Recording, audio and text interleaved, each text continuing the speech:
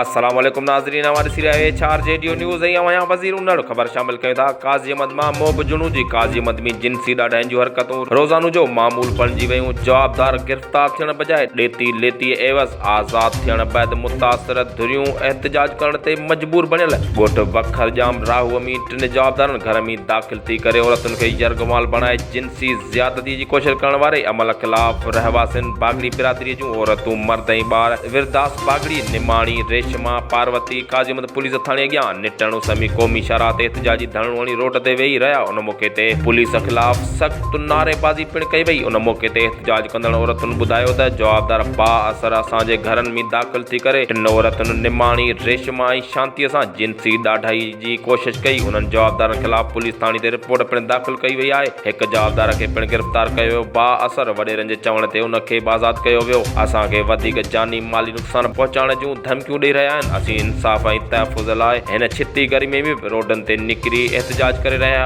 आहियूं। हिननि मुतालबो कयो त असां सां फिलफोर इंसाफ़ कयो वञे, न त ॿी सूरत में एहतजाज जो दाइरो वधायो वेंदो। HR जेडियो न्यूज़ में फ़िलहालु एतिरो ई। वधीक ख़बरनि जी अपडेट्स लाइ ॾिसंदा रहो HR जेडियो न्यूज़।